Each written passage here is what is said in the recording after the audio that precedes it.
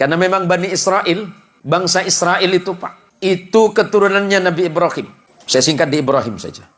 Nabi Ibrahim itu keturunannya Nabi Nuh. Dari siapa? Dari darahnya Syam. Turun. Nanti kalau baca silsilahnya ke atas. Nabi Ibrahim itu punya 2. Ada sebagian mengatakan 3 istri. Ikhtilaf. Istri yang pertama itu orang Mesir, yang bernama Sarah. Istri yang kedua dari Palestina. Hari ini yang sedang bergolak.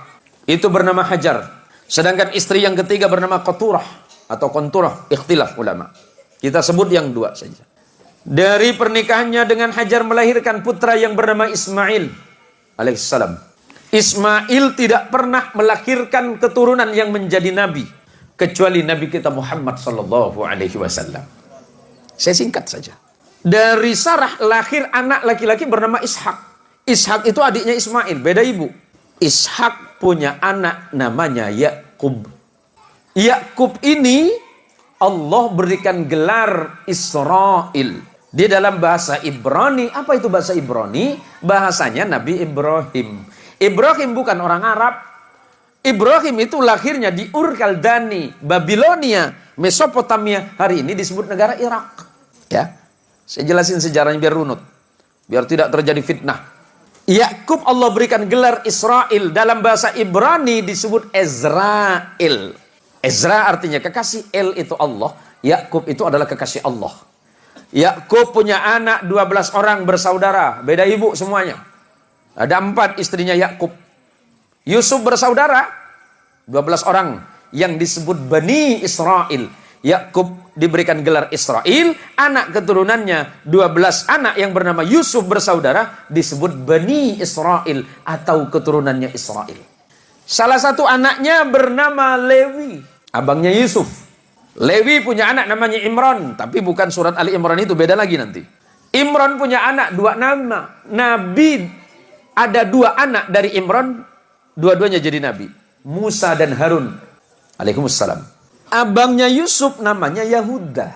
Yahuda itu turun punya anak namanya Daud alaihissalam.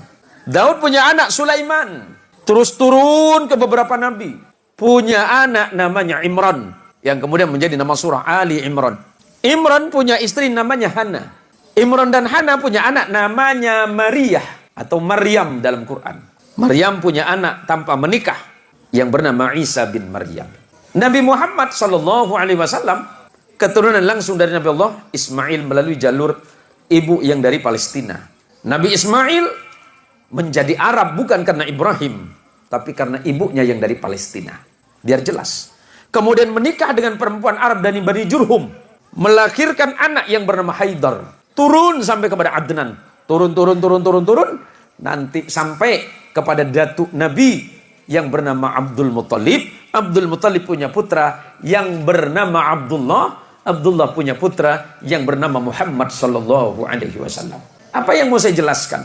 Nabi Muhammad sallallahu alaihi wasallam punya hubungan kekerabatan dengan Nabi Allah Isa. Tetapi bukan dari jalur ayah.